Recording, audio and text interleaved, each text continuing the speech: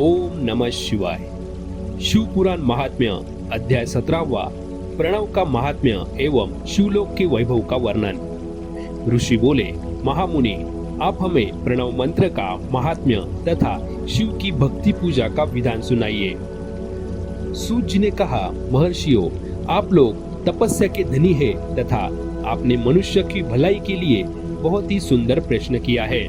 मैं आपको इसका उत्तर सरल भाषा में देता हूँ। प्रकृति से उत्पन्न संसार रूपी महासागर का नाम है। प्रणव इससे पार करने के लिए नौका स्वरूप है, इसलिए ओंकार को प्रणव की संज्ञा दी गई है। प्र मतलब प्रपंच, न मतलब नहीं है, व मतलब तुम्हारे लिए, इसलिए ओम को प्रणव नाम से जाना जाता है। अर्थात प्रणव वह शक्ति है जिससे जीव के लिए किसी प्रकार का भी प्रपंच अथवा धोखा नहीं है। यह प्रणव मंत्र सभी भक्तों को मोक्ष देता है। मंत्र का जाप तथा इसकी पूजा करने वाले उपासकों को यह नूतन ज्ञान देता है। माया रहित महेश्वर को भी नव अर्थात नूतन कहते हैं। वे परमात्मा के शुद्ध स्वरूप है। प्रणव साधक को नया अर्थात शिव स्वरूप देता है, इसलिए विद्वान इसे प्रणव नाम से जानते हैं। क्योंकि यह नव दिव्य परमात्मा ज्ञान प्रकट करता है, इसलिए यह प्रणव है। प्रणव के दो भेद है, स्थूल और सूक्ष्म।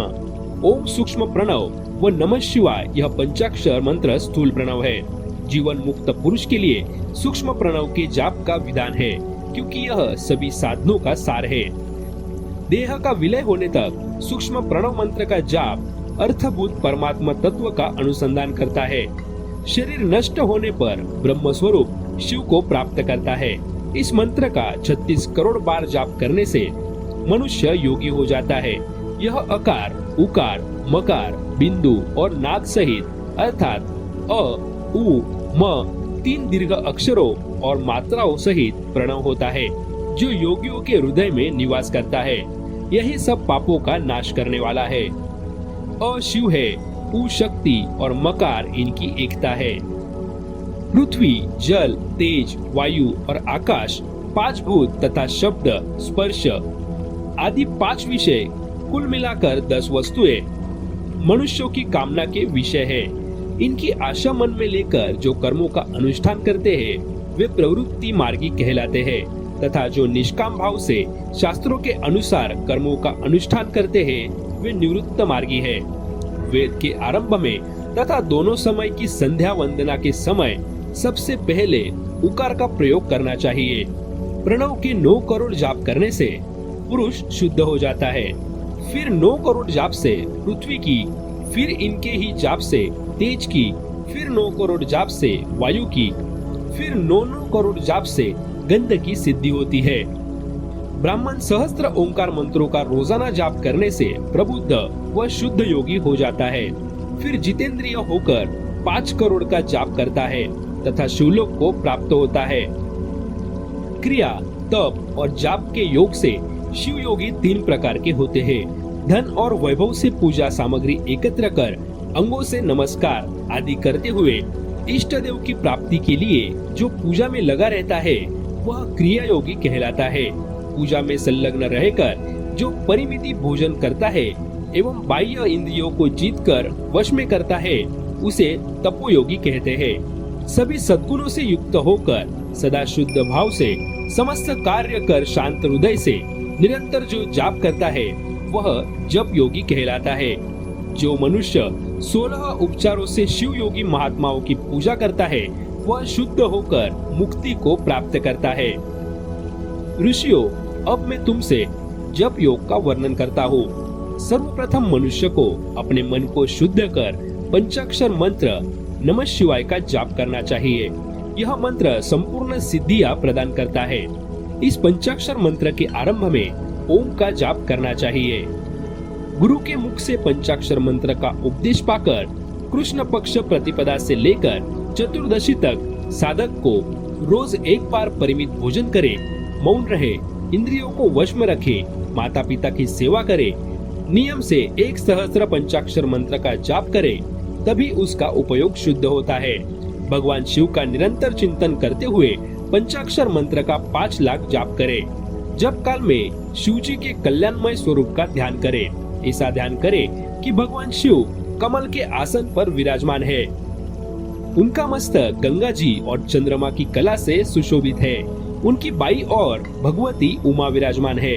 अनेक शिवगण वहां खड़े होकर उनकी अनुपम छवि को निहार रहे हैं। मन में सदाशिव का बारंबार स्मरण करते हुए सूर्य मंडल से पहले उनकी मानसिक पूजा करें।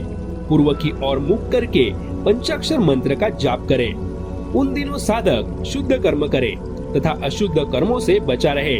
जाप की समाप्ति के दिन कृष्ण पक्ष की चतुर्दशी को शुद्ध होकर शुद्ध हृदय से 12 सहस्त्र जाप करे। तत्पश्चात ईशान, तत्पुरुष, अघोर, वामदेव तथा सद्योजात के प्रतीक स्वरूप 5 शिव भक्त ब्राह्मणों का वरण कर शिव का पूजन विधि पूर्वक कर होम प्रारंभ करे। विधि विधान से भूमि को शुद्ध कर वेदी पर अग्नि प्रज्वलित करे। गाय के घी से 1100 अथवा 1000 आहुतियां स्वयं दे या 108 आहुतियां ब्राह्मण से दिलाए। दक्षिणा के रूप में एक गाय अथवा बैल देना चाहिए। प्रतीक रूप 5 ब्राह्मणों के चरणों को धोए तथा उस जल से मस्तक को सींचे। ऐसा करने से अगणित तीर्थों में तत्काल स्नान का फल प्राप्त होता है। इसके उपरांत ब्राह्मणों को भरपूर भोजन कराकर देवेश्वर शिव से प्रार्थना करें। फिर 5 लाख जाप करने से समस्त पापों का नाश हो जाता है। पुनः 5 लाख जाप करने से भूतल से सत्य लोक तक 14 भुवन पर अधिकार प्राप्त हो जाता है। कर्म माया और ज्ञान माया का तात्पर्य। माँ का अर्थ है लक्ष्मी, उससे कर्म भोग प्राप्त होता है, इसलिए यह माया अथवा कर्म माया कहलाती है। इसी से ज्ञान भोग की प्राप्ति होती है, इसलिए उसे माया या ज्ञान माया भी कहा गया है। इसलिए उसे माया या ज्ञान माया भी कहा गया है। उपरयुक्त सीमा से नीचे नश्वर भोग है और ऊपर नित्य भोग। नश्वर भोग में जीव सकाम कर्मों का अनुसरण करता हुआ विभिन्न योनियों व लोकों के चक्कर काटता है। बिंदु पूजा में तत्पर रहने वाले उपासक नीचे के लोकों में घूमते हैं। निष्काम भाव से शिवलिंग की पूजा करने वाले ऊपर के लोक में जाते हैं। नीचे कर्मलोक है और यहाँ सांसारिक जीव रहते हैं। ऊपर ज्ञान लोक है जिसमें मुक्त पुरुष रहते हैं और आध्यात्मिक उपासना करते हैं। शिवलोक का वैभव वर्णन करते हुए सूत जी कहते हैं, जो मनुष्य सत्य अहिंसा से भगवान शिव की पूजा में तत्पर रहते हैं, काल चक्र को पार कर जाते हैं। काल चक्रेश्वर की सीमा तक महेश्वर लोक है। उससे ऊपर ऋषभ के आकार में धर्म की स्थिति है। उसके सत्य, शौच, अहिंसा और दया 4 पाद है। वह साक्षात शिवलोक के द्वार पर खड़ा है। क्षमा उसके सिंह है और शम कान है। वह वेद ध्वनि स्वरूप शब्द से विभूषित है। भक्ति उसके नेत्र व विश्वास और बुद्धि मन है। क्रिया आदि धर्म रूपी वृषभ है जिस पर शिव आरूढ़ होते हैं। ब्रह्मा, विष्णु और महेश की आयु को दिन कहते हैं। कारण स्वरूप ब्रह्मा के सत्य लोक पर्यंत 14 लोक स्थित है जो 5 भौतिक गंध से परे है। उनके ऊपर कारण स्वरूप विष्णु के 14 लोक है तथा इससे ऊपर कारण रूपी रुद्र के 28 लोकों की स्थिति है। फिर कार्नेश शिव के 56 लोक विद्यमान है। सबसे ऊपर 5 आवरणों से युक्त ज्ञानमय कैलाश है जहाँ 5 मंडलों, 5 ब्रह्मकालों और आदि शक्ति से संयुक्त आदि लिंग है जिससे शिवालय कहा जाता है। वही पराशक्ति से युक्त परमेश्वर शिव निवास करते हैं। वे सृष्टि पालन, संहार, तिरोभाव और अनुग्रह आदि कार्यों में कुशल है। नित्य कर्मों द्वारा देवताओं का पूजन करने से शिव तत्व का साक्षात्कार होता है। जिन पर शिव की कृपा दृष्टि पड़ चुकी है वे सब मुक्त हो जाते हैं। अपनी आत्मा में आनंद का अनुभव करना ही मुक्ति का साधन है। जो पुरुष क्रिया, तप, जाप, ज्ञान और ध्यान रूपी धर्मों से शिव का साक्षात्कार करके मोक्ष को प्राप्त कर लेता है, उसके अज्ञान को भगवान शिव दूर कर देते हैं। शिव भक्ति का सत्कार। साधक 5 लाख जाप करने के पश्चात भगवान शिव की प्रसन्नता के लिए महाभिषेक एवं नैवेद्य से शिव भक्तों का पूजन करे। भक्त की पूजा से भगवान शिव बहुत प्रसन्न होते हैं। शिव भक्त का शरीर शिव रूपी ही है। जो शिव के भक्त है और वेद की सारी क्रियाओं को जानते हैं, वे जितना अधिक शिव मंत्र का जाप करते हैं उतना ही शिव का सामीप्य बढ़ता है। शिव भक्त स्त्री का रूप पार्वती देवी का है तथा मंत्रों का जाप करने से देवी का सानिध्य प्राप्त हो जाता है। साधक स्वयं शिव स्वरूप होकर पराशक्ति अर्थात पार्वती का पूजन शक्ति बेर तथा लिंग का चित्र बनाकर अथवा मिट्टी से इनकी आकृति का निर्माण करके प्राण प्रतिष्ठा कर इसका पूजन करे। शिवलिंग को शिव मानकर अपने को शक्ति रूप समझकर शक्ति लिंग को देवी मानकर पूजन करे। शिव भक्त शिव मंत्र रूप होने के कारण शिव के स्वरूप है। जो 16 उपचारों से उनकी पूजा करता है उसे अभिष्ट फलों की प्राप्ति होती है।